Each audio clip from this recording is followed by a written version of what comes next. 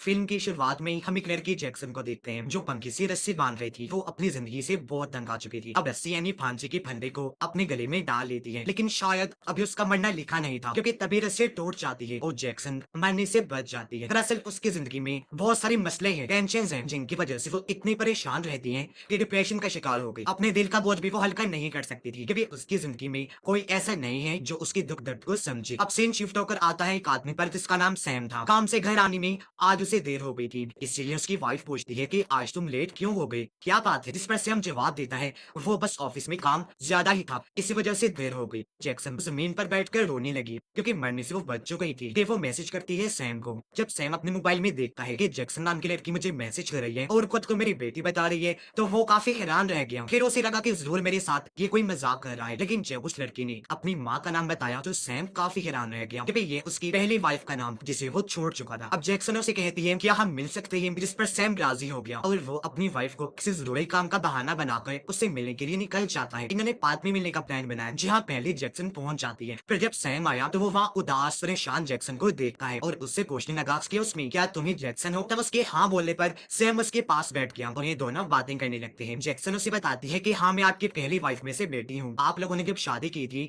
तो मेरी mom pregnant हो गई, लेकिन जब तक ये बात वो आपको बताती काफी देर हो गई, क्योंकि आप दोनों अलग हो चुकी थी। हालांकि अब मेरी और मॉम के ताल्लुक भी अच्छे नहीं रहे, वो मुझे छोड़कर अलग रहती है। अब सैम उसकी बातें सुन तो रहा था, लेकिन इन बातों पर इतनी जल्दी यकीन करना मुश्किल था। उसे तो इस बात पर भी यकीन नहीं आ रहा था कि मेरी एक बेटी भी है। इन सारी बातों की वजह से सैम काफी परेशान हो गया, क्योंकि जाहिर है अब उसने दूसरी शादी कर ली थी और शायद उसकी वाइफ जैक्सन को ना अपनाए। उसे अपनी बेटी की फिक्र भी हो रही थी, पर वो क्या करता, जैक्सन के लिए कोई फैसला भी नहीं ले सकता। अब वो उसे ये कहकर जाने लगा कि ठीक है बेटा, अपना ख्याल रखना, हम फिर मिलेंगे। लेकिन जैसे ही वो जाने लगा ये दोनों एक आदमी को आता हुआ देखते हैं जिसने पेंट कोट पहना हुआ था और वो बड़ी तेजी से आगे बढ़ रहा था। वो आदमी एक बच्चे के पास गया और अचानक उसका बड़ा सा मुंह खुल जाता है। वो अपने बड़े से मुंह में बच्चे का सर रखता है और फिर ऐसे ही सारा उसे मुंह में लेकर निकल जाता है और उसका मुंह वापस बंद होकर अपनी असली हालत में आ गया। ये देखकर दोनों के होश उड़ गए और अब वो बड़े मुंह वाला अजीब आदमी इनकी तरफ बढ़ने लगा और ये दोनों काफी डर गए। जल्दी से वहाँ से भागकर गाड़ी में बैठ जाती है और वापस अपने अपने घर आ गए। अब जैक्सन को अपनी आंखों पर यकीन ही नहीं आ रहा था कि मैंने एक अजीब बड़े मुंह वाले आदमी को देखा। इसलिए वो इंटरनेट पर उसके बारे में सर्च करती है, लेकिन वहाँ भी उसे कोई जानकारी नहीं मिलती। अब तभी कोई उसका दरवाजा जोर जोर से पीटने लगा। अब पहले तो जैक्सन थोड़ा घबरा गई, लेकिन फिर हिम्मत करके उसने दरवाजा खोल ही दिया, पर वहाँ पर तो कोई भी नहीं था।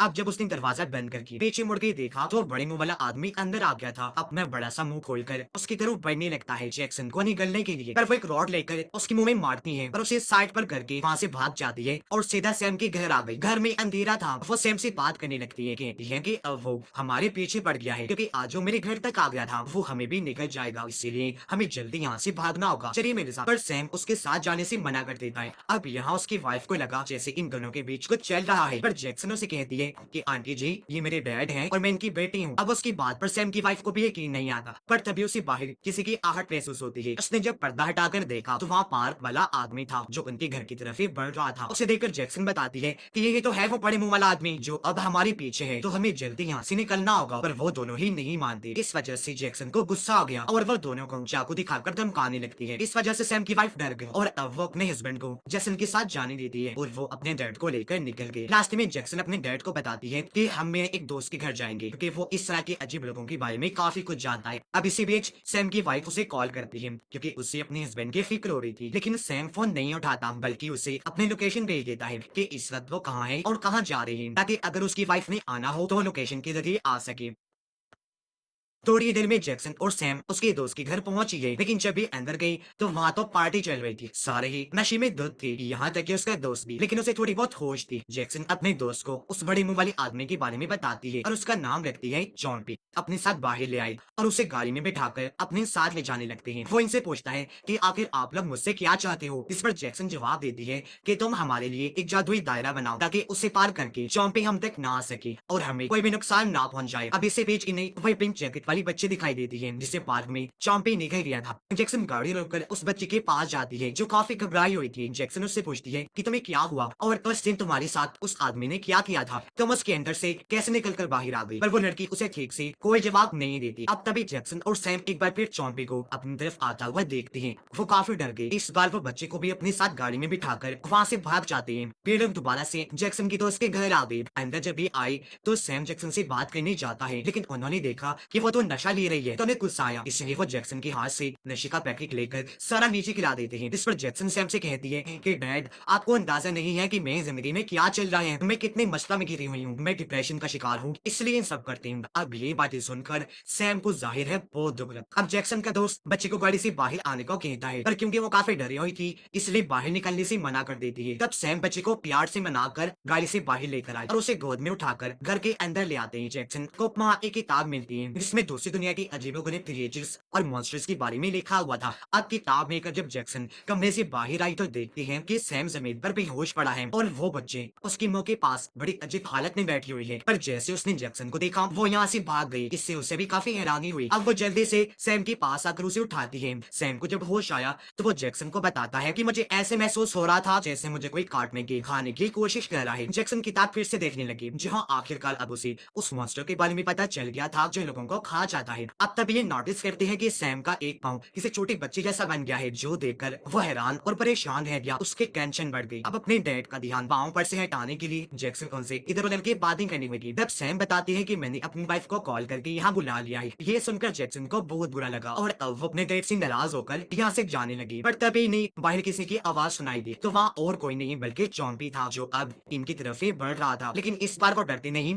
बल्कि हिम्मत करके उससे बात करने की कोशिश करती है। सैम उससे पूछता है कि तुम्हारे साथ मसला क्या है और उस छोटी बच्ची ने मुझे काटने की कोशिश क्यों की और मेरे पैर को ऐसा क्यों बना दिया आखिर। जैक्सन भी उससे पूछती है क्यों हमारे पीछे पड़े हुए हो, चाहते क्या हो हमसे। तब चॉम्पी नीचे बैठकर फिर से अपना बड़ा सा मुंह खोलता है और इशारे से उनसे कहता है कि मेरे मुंह के अंदर आ जाओ, तुम्हें तुम्हारे सवालों के जवाब मिल जाएंगे। अब यह डरते हुए जैक्सन चॉम्पी की मुंह में अपना सर डालती है और फिर सारे अंदर घुसकर उसके पेट में चली गई। वो फिर सैम को भी अपने अंदर आने का कहता है तो वो भी डरते डरते उसके बड़े से मुंह से पेट में चला जाता है। अंदर जाकर ये देखते हैं कि मुंह के साथ साथ उसका तो पेट भी बहुत बड़ा अलग ही किस्म का है। जहाँ ये लोग चॉम्पी की आवाज सुनते हैं जो इनको वेलकम करता है, वो फिर इन्हें बताता है कि मैं असल में यहाँ एक शैतान को पकड़ने आया हूँ और जिस बच्चे से तुम लोग मिले थे जिसे मैंने निगल लिया था वो शैतान असल में उस बच्चे के अंदर ही है। बच्चे के अंदर वो शैतान लोगों को काट काट कर अपनी तरह बना रहा है। उसने सैम पर भी हमला किया था जब भी उसका पैर एक छोटे बच्चे जैसा बन गया है और अब हमने उस शैतान को ढूंढकर खत्म नहीं किया तो सैम बिल्कुल उस छोटी बच्ची जैसा बन जाएगा, यानी उसका क्लोन डुप्लीकेट।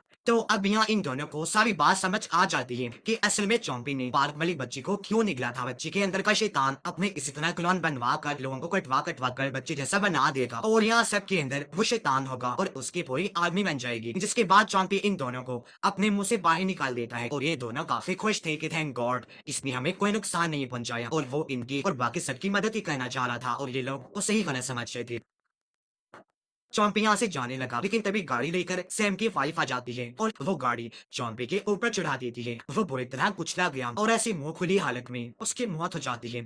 अब ये देखकर जैक्सन काफी दुखी हो गई। वो उसकी लाश के पास आकर बैठ गई और उदास होते हुए कहती है कि चॉम्पी तो हमारी मदद करना चाहता था लेकिन ये तो मर गया, अब हम क्या करेंगे। तब सैम की वाइफ कहती है कि पुलिस को बुला लेते हैं, पर जैक्सन और सैम इस बात से इनकार कर देते हैं क्योंकि वो कोई नया खतरा मोल नहीं लेना चाहती थी। जिसके बाद वो चॉम्पी की लाश को सैम के दोस्त की गाड़ी की डिग्गी में रखते हैं। होटल आकर जैक्सन सैम को कहती है कि डैड आप अपनी वाइफ से कितना डरते हैं, क्या आप इनमें गुलाम हैं। अब ये बात सुनकर सैम को बहुत बुरा लगता है। वो जैक्सन को कहते हैं कि फिलहाल ये बात करने का वक्त नहीं है, हमें उस बच्ची को ढूंढकर प्यार से उससे बात करनी चाहिए, उसे समझाना चाहिए कि वो कितना गलत कर रही है ऐसे लोगों को काट काट कर और अपने क्लोन्स बनाकर। ये आइडिया जैक्सन को पसंद नहीं आता। कहती है डैड आपको क्या लगता है वो प्यार से हमारी बात मानेगी, उसका जो हल है हमें वही करना है, बच्चे को मारना है ताकि वो शैतान भी खत्म हो जाए। अब वो बच्चे एक लड़की के पास गई और उससे बहाने से मदद मांगती है ताकि उसे भी काट कर अपने जैसा बना ले और अब ये तीनों गाड़ी में बैठ कर निकल गए बच्चे से बात करने के लिए। रास्ते में सैम कहती है कि मैं अपने पैर की वजह से ये महसूस कर सकता हूँ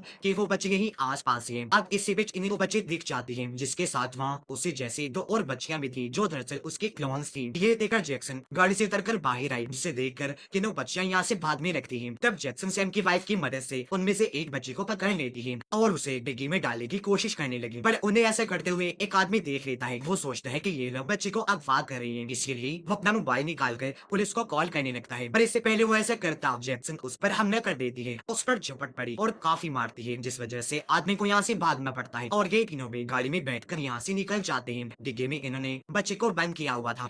अब ये लोग जैक्सन के घर आ गए और बच्चे को डिग्गी से बाहर निकाल कर बड़ी मुश्किल से घर के अंदर लेकर आते हैं और उसे कुर्सी से बांध दिया जाता है। अब जैक्सन अपने दोस्त को कॉल मिलाती है, कहती है कि हमने तुम्हारे घर में चॉम्पी की लाश को छोड़ा था, उसे जल्दी से लेकर यहाँ आ जाओ। थोड़ी देर बाद जब जैक्सन घर से बाहर देखते हैं तो वहाँ बच्चे के बहुत सारे क्लोन्स थे जो इनके घर की तरफ ही बढ़ रहे थे। यहाँ जैक्सन हम सबको कहती है कि हमें इस बच्चे को टॉर्चर करना चाहिए, क्योंकि हो सकता है जब किसी टॉर्चर किया जाए तो बाकी क्लोन्स भी तकलीफ महसूस करें और यहाँ से चले जाए। पर सैम इसके लिए मना कर देता है। बाहर वो सारे क्लोन्स घर के पास आ गए थे। वो अंदर आने वाली हर खिड़की दरवाजों को खोलकर अंदर घुस जाते हैं। तभी बाहर जैक्सन का दोस्त भी आ गया था, लेकिन वो गाड़ी से बाहर नहीं आ सकता था क्योंकि उसके चारों तरफ भी बच्चे के क्लोन्स थे। अब जैक्सन अपने दोस्त को कॉल करती है। वो पूछता है कि अब मुझे क्या करना होगा। वह जवाब देती है कि तुम हमारे लिए जादुई दायरा बनाओ ताकि ये क्लोन्स हमें नुकसान ना पहुंचा सके। उसके दोस्त कहता है कि मुझे कोई जादुई दायरा बनाने नहीं आता, मैं कोई जादूगर थोड़ी ना हूं। अंदर सैम देखता है कि कुछ क्लोन्स ने उसकी वाइफ पर हमला करके उसे पकड़ा हुआ है और लेटाकर वो उसके ऊपर बैठी है। सैम भी उन क्लोन से लड़ने लगा, उन्हें मार कर वहां से भगाता है और अपनी वाइफ को बचा लेता है। अब जैक्सन घर से बाहर आई। जो जो क्लोन्स उसका रास्ता रोक रही थी वो धक्का मारकर उन्हें साइड में करती हैं और जल्दी से अपने दोस्त को गाड़ी की डिग्गी खोलने का कहती है। उसने जैसी गाड़ी की डिग्गी खोली, जैक्सन एक क्लोन को पकड़कर उसे चॉम्पी के मुंह में डाल देती है, लेकिन तभी एक दूसरी क्लोन जैक्सन को पकड़ लेती है और उसे भी चॉम्पी के मुंह में फेंक देती है। सैम और उसकी वाइफ एक जगह पर बैठे हुए थे। देखता है कि उसकी वाइफ का हाथ भी छोटी बच्ची जैसा बन गया है, जिस वजह से दोनों ही काफी परेशान हो जाती हैं। ऊपर से क्लोन उनके कमरे का दरवाजा जोर जोर से पीट रही थी। अब जब जैक्सन चॉम्पी के पेट में गई तो वहाँ असली बच्ची से बात करती है। बच्ची रोती हुई उसे बताती है कि मैं किसी को भी नुकसान पहुंचाना नहीं चाहती, लेकिन जो मेरे अंदर शैतान है वो ये सबको काट काट कर मेरे जैसा बनाता जा रहा है। उसने मेरे जरिए मेरे मूनलाइट को काटा के और भी कई सारे लोगों को जो सब के सब मेरे जैसे बन गए हैं। इससे पहले वो यहाँ मेरे ऊपर हावी हो जाए, मैं अपना कंट्रोल खोकर तुम्हें नुकसान पहुंचाऊं, प्लीज तुम यहाँ से चले जाओ। पर वो जाने से मना कर देती है। उसे बच्चे पर तरस आ रहा था तो उसके जान बचाने के लिए वो रिस्क लेने का ही फैसला करती है और उसे कहती है कि तुम उस शैतान को मेरे अंदर भेज दो, मैं उस शैतान से लड़ने की पूरी कोशिश करूंगी। जो कहकर वो बच्चे के गले से लग जाते हैं और उसके अंदर का शैतान निकलकर अब जैक्सन के अंदर चला जाता। ऐसा होते ही वो सारे क्लोन्स जो बच्चे जैसे दिख रही थी अब वो जैक्सन जैसे दिखने लगते हैं। जैक्सन अपने होश में थी, वो शैतान से लड़ती है और उन सभी क्लोन्स को चॉम्पी के पेट में आने पर मजबूर करती है। और अब जैसे जैसे वो सारे क्लोन्स चॉम्पी के मुंह में घुसकर उसके पेट में आती हैं, वो सारे अपने अपने असली रूप में वापिस आ जाते हैं। साथ ही अंदर ही जैक्सन शैतान से भी लड़ रही थी। अब सैम भी उसके पेट में आ गया और अपने बेटे जैक्सन की मदद करता है और शैतान से लड़ने के लिए वो दोनों अब मिलकर उस शैतान को बड़ी ताकत लगाकर जैक्सन के अंदर से बाहर निकाल देते हैं और अब वो यहाँ से इस दुनिया को ही छोड़कर निकल जाता है। पर जाते जाते उसने बाहर जाने का रास्ता बंद कर दिया था, इसीलिए अब ये दोनों बाप बेटी यहाँ से बाहर नहीं निकल सकती थी। पर तभी बाहर से सैम की वाइफ और जैक्सन का दोस्त एक रस्सी की मदद से रास्ता बनाते हैं और इन दोनों को सही सलामत बाहर निकाल देते हैं। एक दूसरे से मिलकर ये सारे लोग बहुत खुश हो गए थे और वो बच्चे जिसके अंदर से शैतान हमेशा के लिए निकल चुका था वो भी अपने मॉम डैड को वापस असली रूप में देखकर काफी खुश हो जाती है। यहाँ सैम जैक्सन को कहता है, मेरी बेटी मुझे माफ करना, इतने साल में तुमसे दूर रहा और तुम्हारे बारे में पता भी नहीं लगवा पाया, तुम्हारे डिप्रेशन की वजह मैं हूँ, मेरी बच्ची मुझे माफ कर दो, आइंदा की बात तुम्हारा ख्याल मैं रखूंगा। ये कहकर वो जज्बाती हो गई और जैक्सन तो गले से लगा लेते हैं। अपने बाप पर के प्यार देकर वो भी रो देती है और यहाँ उसकी वाइफ ने भी जैक्सन को अपना लिया था।